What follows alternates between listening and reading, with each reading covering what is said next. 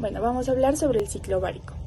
Las mujeres, cuando entran en la etapa de la pubertad, empiezan a tener ciclos sexuales, los cuales van a ser controlados por el hipotálamo. El hipotálamo también va a secretar una hormona que es la GnRH, la hormona liberadora de gonadotropinas. Esta hormona va a actuar con las células del lóbulo anterior de la glándula hipófisis. Cuando pasa esto, van a liberar las gonadotropinas, en las cuales están dos hormonas, que son la hormona estimulante del folículo, la FSH, y la hormona leutinizante, la LH. Al principio del ciclo ovárico se le va a llamar fase folicular. En la fase folicular lo que pasa es que la FSH va a estimular entre 15 a 20 folículos, de los cuales solo uno va a llegar a la maduración completa. La maduración del folículo comienza con folículo primordial, folículo en crecimiento, folículo vesicular y folículo maduro o folículo de Graf. Los otros folículos que no llegan a la maduración completa van a ser liberados y se van a degradar o van a desarrollar atresia.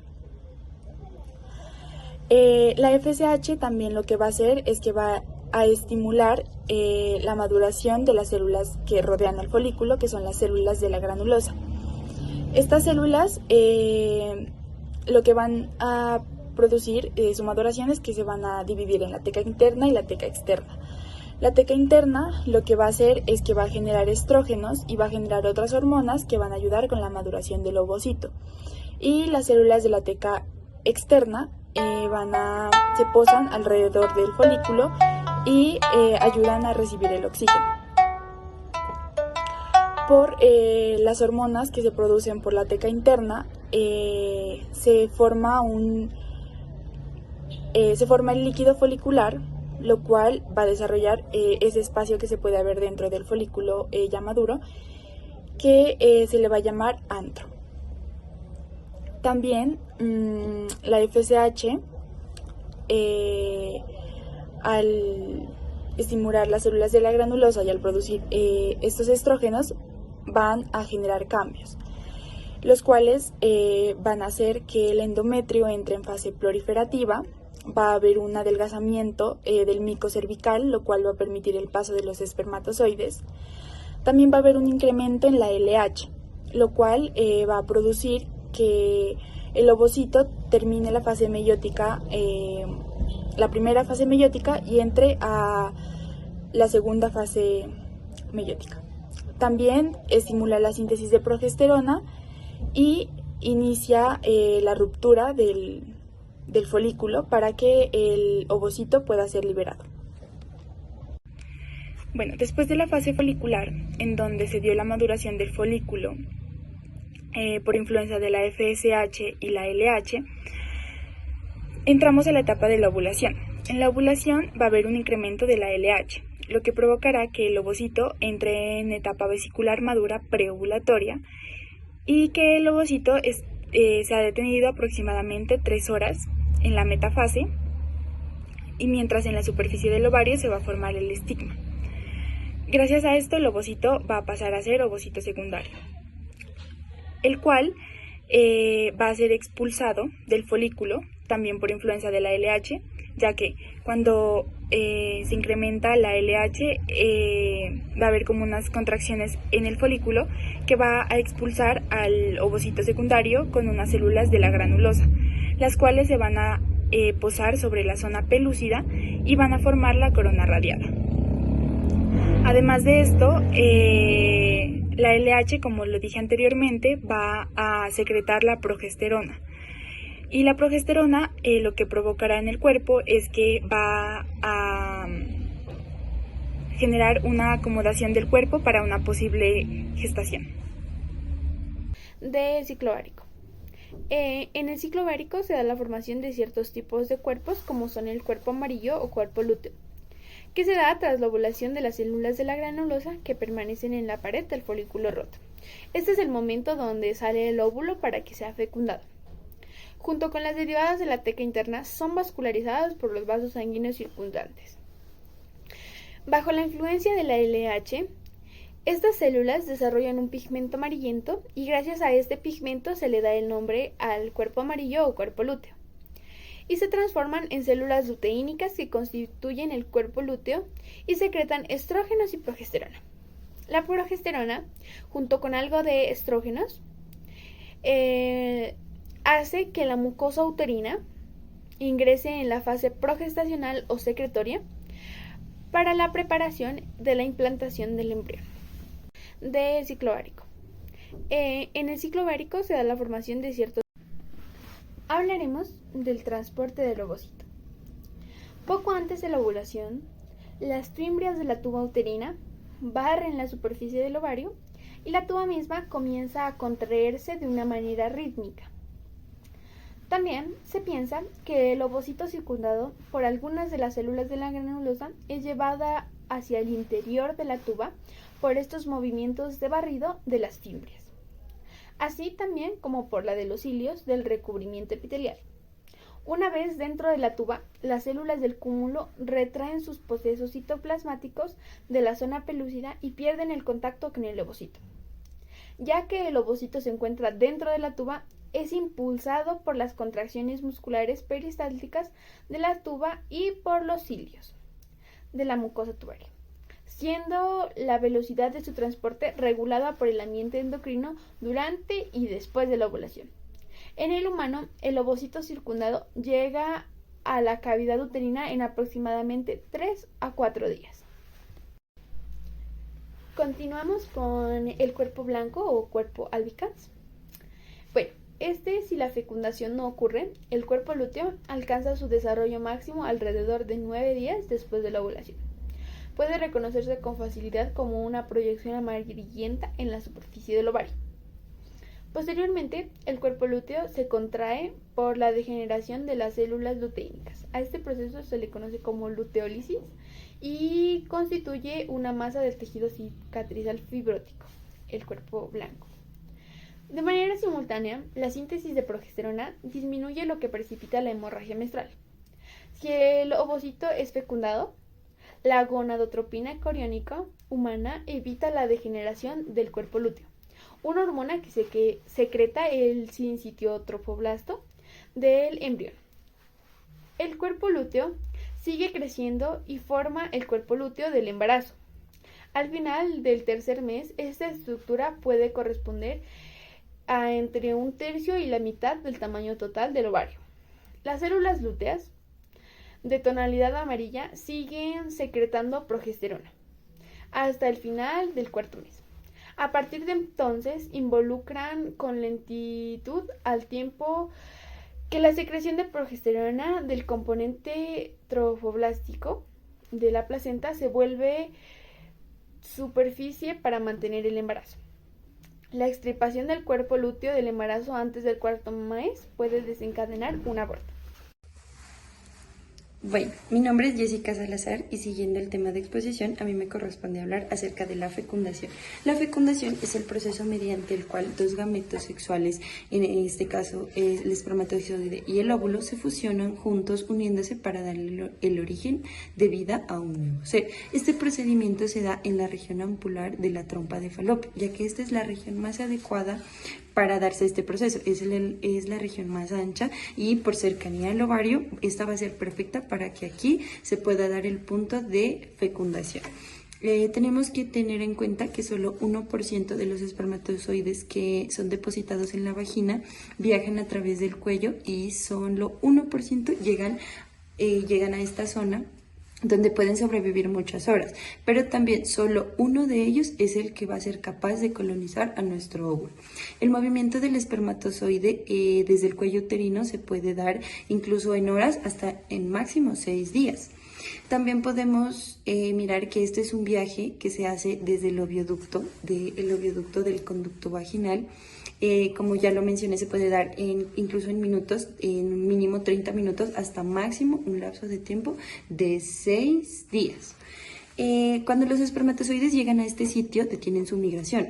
Prácticamente podríamos decir que esperan aquí hasta que el óvulo se capacite y llegue en perfectas condiciones para ser colonizado. El movimiento que se hace se desplaza escasamente, estos lo hacen por su flagelo, más bien es el útero por sus mismas contracciones de la tuba uterina, y el útero va a empezar a mandar contracciones que son los que son las cuales permiten que este viaje y logre encontrarse con su destino, que es el óvulo. Tenemos que tomar en cuenta que existen dos procedimientos antes de que la fecundación se dé. Uno de ellos es la capacitación y la reacción acrosómica para adquirir esta capacidad. La capacitación es un proceso mediante el cual en los humanos se da aproximadamente en 7 horas. Es decir, una vez el espermatozoide entra a la cavidad vaginal, este no va a ser apto para ganar la competencia. Este tiene que pasar por una serie de acondicionamientos, por así decirlo, para que sea apto y poder encontrarse en su etapa final con el óvulo y así poder fecundar. Durante este periodo se retira una capa de glucoproteínas que generalmente están en la cabeza del esperma y se unen a la región acrosómica. Solo un espermatozoide es capacitado y puede pasar por las células de la corona y desarrollar una reacción acrosómica. La reacción acrosómica ocurre tras la unión de la zona pelúcida, es inducida por proteínas de esta zona y esta reacción culmina la liberación de varias enzimas necesarias para la penetración de estas sustancias. Tenemos dos sustancias claves que van a jugar el papel muy importante, como son la tripsina y la acrosina. También podemos entender que esto no solo queda aquí, sino que también se inducen distintas fases de fecundación. Entre estas tenemos la fase 1. Es la fase 0, en donde todos nosotros sabemos que se liberan de 200 a 300 millones de espermatozoides. Ordinariamente son depositados en el aparato genital reproductor femenino, pero entre estos solo 300 a 500 aproximadamente llegan al sitio de fecundación, donde solo uno, como ya lo mencioné, es el capaz de fecundar al óvulo. Se piensa que el resto, los que quedan por ahí sobrando, digámoslo así, auxilian a este espermatozoide estrella para que éste pueda ganar la competencia y empiezan a formar como una capa de protección para el gameto femenino. Este espermatozoide empieza a ser capacitado con libertad por las células de la corona radiada. La zona pelúcida, que es básicamente donde se da esto, está cubierta de glucoproteínas que circundan al óvulo y facilita y mantiene la unión con el espermatozoide. La liberación de enzimas acrosómicas es lo que permite al espermatozoide como tal penetrar y coronar y ponerse en contacto con la membrana plasmática del ovocito. La permeabilidad de la zona pelúcida se modifica cuando una vez este espermatozoide entra, un espermatozoide ya entra en la zona, la permeabilidad total de la membrana se va a ver modificada para permitir y evitar que cualquier otro espermatozoide vuelva a pasar esto, porque pues no tiene que ser incapaz, solo uno de ellos puede ser colonizado. La permeabilidad de la zona pelúcida se ve afectada. Este entra en contacto con la liberación de enzimas lisosómicas a partir de gránulos corticales que cubren la membrana plasmática del ovocito, haciendo que una vez empiece su proceso de desarrollo, su proceso de fecundación, y empezará a sufrir cambios, a sufrir adaptaciones que más adelante las vamos a mencionar, y vamos a ver que una vez esto pase se van a inactivar los receptores para los demás espermatozoides que estaban en esta competencia. La adhesión inicial del espermatozoide al ovocito es mediada en parte por la interacción de integrinas ubicadas sobre el ovocito y sus ligandos, y desintegrinas ubicadas en el espermatozoide. Tras la adhesión de las membranas plasmáticas del espermatozoide y el óvulo, estos se fusionan tan pronto como el espermatozoide va a entrar hacia el óvulo, y este va a responder de 3 formas. La primera es la reacción cortical y de zona, que como consecuencia de la liberación de gránulos corticales por parte del ovocito, que contienen enzimas lisosomáticas, la membrana del ovocito se va a volver impermeable para otros espermatozoides, y la zona pelúcida va a cambiar su morfología y composición para evitar que otros espermatozoides penetren, y lo que esto va a impedir es la poliesperma. La siguiente es el reinicio de la segunda división meiótica. El ovocito termina su segunda división meiótica de inmediato tras el ingreso del espermatozoide. Una de las células hijas de este que apenas recibe el citoplasma se va a conocer como segundo cuerpo polar, mientras que la otra se la va a conocer como ovocito definitivo. Con sus 22 autosomas y un cromosoma X, se dispone de un núcleo vesicular conocido como pronúcleo femenino. La adhesión inicial del espermatozoide al ovocito es mediada en parte por la interacción de integrinas ubicadas sobre el ovocito y sus ligandos, y desintegrinas ubicadas en el espermatozoide. Tras la adhesión de las membranas plasmáticas del espermatozoide y el óvulo, estos se fusionan tan pronto como el espermatozoide va a entrar hacia el óvulo, y este va a responder de tres formas. La primera es la reacción cortical y de zona, que como consecuencia de la liberación de gránulos corticales por parte del ovocito, que contienen enzimas lisosomáticas, la membrana del ovocito se va a volver impermeable para otros espermatozoides, y la zona pelúcida va a cambiar su morfología y composición para evitar que otros espermatozoides penetren, y lo que esto va a impedir es la poliesperma. Hola, mi nombre es Brigitte Carolina Salazar Córdoba y hoy les voy a explicar la segmentación. Una vez que el cigoto alcanza la etapa bicelular, sufre una serie de divisiones mitóticas. Esto hace que incremente su número de células. Estas células se hacen más pequeñas con cada división de segmentación y se conocen como blastómeras. Hasta la etapa de 8 células conforman un cúmulo con disposición laxa. Después de la tercera segmentación, sin embargo, las blastómeras alcanzan el máximo contacto entre sí y forman una esfera celular compacta, que se mantiene unida por medio de uniones estrechas. Este proceso, el de la compactación, ayuda a segregar a las células internas que tienen una comunicación extensa medida por uniones nexo de las células externas. Alrededor del tercer día, después de la fecundación, las células del embrión compactado se dividen de nuevo para formar la mórula de 16 células. Las células al interior de la mórula constituyen la masa celular interna y las células al exterior de la mórula forman la masa celular externa. La masa celular interna origina a los tejidos del embrión y la masa celular externa constituye el trofoblasto, que después ayudará a la formación de la placenta. Bueno, y en estas imágenes podemos ver el desarrollo del cigoto desde la etapa bicelular hasta el de la mórula tardía. La etapa bicelular se alcanza alrededor de 30 horas después de la fecundación. La etapa de 4 células ocurre aproximadamente a las 40 horas. La etapa de las 12 a 16 células se desarrolla en torno a los 3 días y la etapa de la mórula tardía se alcanza alrededor del cuarto día. Durante este periodo, las blastómeras permanecen rodeadas por una zona pelúcida que desaparece al final del cuarto día.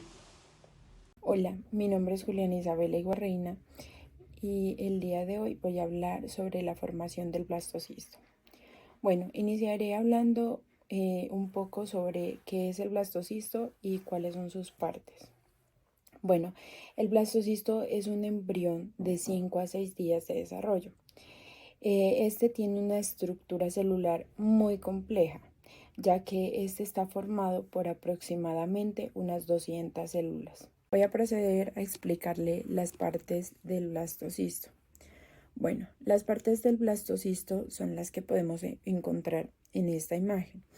Bueno, aquí podemos ver que este contiene una parte o una masa celular interna. Esta masa celular interna la llamamos embrioblasto. Este es el cuerpo del embrión, o sea, este es el embrión. Y aquí contenemos también los anexos embrionarios, lo que es el saco vitelino, el cordón umbilical, los amnios y también los alamnoides. Bueno, este también consta de una parte externa o una masa celular externa que los podemos llamar los trofoblastos. Bueno, en los trofoblastos estos son una membrana extraembrionaria. Y aquí nosotros podemos encontrar el corión y también la placenta. Este también consta de algo llamado blastocele. Bueno, el blastocele es un líquido que está compuesto por agua y sodio. Y este es el que facilitará la migración celular para así poder dar un lugar al disco embrionario bilaminar y trilaminar. Y también consta de una zona pelúcida que es la que ayuda a retener. Bueno, en este momento ya les empezaré a hablar como tal sobre la formación del blastocisto. Iniciaré hablando un poco sobre que más o menos al tiempo que la mórula ya ha ingresado a la cavidad uterina a través de una zona pelúcida, que es la que podemos ver aquí, esta comienza a penetrar por esta manera líquidos hacia los espacios intercelulares de la masa celular interna, que es aquí, o sea que el líquido queda en esta parte. Esto pasa de una manera gradual, o sea que estos espacios se unen y por último ya forman solo una cavidad que ya es denominada el blastocele como tal. Bueno, en este momento el embrión lo denominamos ya blastocisto y las células de la masa celular interna las podemos denominar ahora ya como tal el embrioblasto. Estas se ubican en un polo, que es en este, en tanto la masa celular externa o el trofoblasto pues se aplana y ya como tal este nos constituye la pared epitelial del blastocisto. Entonces la zona pelúcida en este momento ya desaparece, lo que nos permite el inicio de la implantación. Bueno, en el humano las células trofoblásticas están ubicadas sobre el polo embrioblástico, o sea aquí comienzan a penetrar ya entre las células epiteliales de la mucosa uterina alrededor del sexto día. En unos estudios nuevos que se hicieron, estos nos sugieren que la L-selectina en las células trofoblásticas y sus receptores de carbohidratos en el epitelio uterino median el anclaje inicial del blastocisto al útero. Para entender un poco más, las selectinas son proteínas de unión a carbohidratos que estas participan en la interacción entre los leucocitos y las células endoteliales, que estas pues permiten como tal que la captura de leucocitos a partir de la sangre que nos va fluyendo. Un mecanismo similar que se propone ahora ya es como para la captura del blastocisto en el epitelio uterino a partir de la cavidad uterina, es tras la captura mediada por las selectinas y la fijación adicional y la invasión del trofoblasto que implican a las integrinas expresar el trofoblasto como tal y a las moléculas de la matriz extracelular que es la lámina y la fibronectrina. Los receptores de integrina para la lámina promueven ya como tal la fijación, en tanto los de la fibronectina, estos estimulan una migración. Estas moléculas también interactúan con vías de traducción de señales para así regular la diferenciación del trofoblasto de tal manera que la implantación es una consecuencia de una acción conjunta entre el trofoblasto y el endometrio. Bueno, ya al final de la primera semana del desarrollo del cigoto humano, este ha pasado pues por las fases de la mórula, del blastocisto y es aquí cuando ya ha comenzado su implantación en la mucosa uterina. Bueno, en estas dos imágenes también podemos encontrar. En la imagen A es un corte de un blastocisto humano de 107 células en el cual podemos apreciar la masa celular interna, que es esta, y las células del trofoblasto, que las podemos encontrar aquí. En la imagen B, esta es una representación de un blastocisto humano que está recuperado a partir de la cavidad uterina a los 4 o 5 días aproximadamente. Y en este podemos denotar la masa celular interna, que es esta azul, o también llamada embrioblasto, y el trofoblasto, que es esto de aquí, que podemos denotar verde. Bueno, también podemos decir en la imagen C que esta es una representación de un blastocisto al sexto día de desarrollo, en el que podemos observar a las células del trofoblasto en el polo embrionario, que está aquí, del blastocisto, penetrando ya a la mucosa uterina. El blastocisto humano comienza aquí ya a penetrar la mucosa uterina al sexto día de desarrollo. Hola, mi nombre es Sofía Valentín Guñetti y voy a hablar sobre el epiblasto, hipoblasto y la formación del eje. Por la influencia de los factores de crecimiento fibroblásticos en una etapa temprana del blastocisto, las células del embrioblasto se diferencian en células del epiblasto y del hipoblasto. Al inicio estas células se encuentran diseminadas en el embrioblasto, pero al acercarse el momento de la implantación, se dividen según su determinación para convertirse en una capa dorsal de células epiblásticas y en una capa ventral de células hipoblásticas, adyacente a la cavidad del blastocisto. así formando la polaridad dorsoventral. Además, algunas células del hipoblasto están determinadas para convertirse en el endodermo visceral anterior, más conocido como EVA, y estas células migran hacia lo que se convertirá en el extremo craneal del embrión. Estas células se clasifican como endodermo y son responsables de secretar antagonistas de la proteína nodal, como Cerberus y Lefty1, que actúan sobre las células adyacentes del epiblasto para determinar el extremo craneal del embrión. De este modo, el eje craneocaudal embrionario se establece cerca del momento de la implantación, que es entre los días 5,5 a 6. Como podemos observar en la imagen A, encontramos la etapa del blastocisto temprano, donde no hay división entre el epiblasto y hipoblasto. Y ya en la imagen B se observa cerca del momento de la implantación, que es donde ya están posicionados y divididos entre el epiblasto, formando una capa dorsal que se encuentra de color azul, y el hipoblasto formando una capa ventral que se encuentra de color amarillo, junto con el endodermo visceral anterior o EVA, que está de color rojo. El útero en el momento de la implantación. La pared del útero está constituida por 3 capas. La primera capa, que es endometrio o recubrimiento mucoso de su pared interna. La segunda capa, que es miometrio, una capa gruesa de músculo liso. Y la tercera y última capa es perimetrio, una capa peritoneal que cubre su pared externa. Desde la pubertad, que inicia desde los 11 a 13 años, hasta la menopausia, que puede iniciar de los 45 a 50 años, el endometrio experimenta cambios en su ciclo de alrededor de 28 días, bajo un control hormonal de los ovarios. En esta imagen podemos observar los eventos que ocurren durante la primera semana del desarrollo humano. Primero, el ovocito después de la ovulación.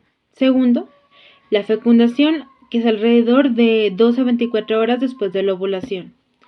En tercero, la fase del pronúcleo masculino y femenino. En cuarto, podemos observar el uso de la primera división mitótica. El quinto es la etapa bicelular, que es cerca de las 30 horas de edad.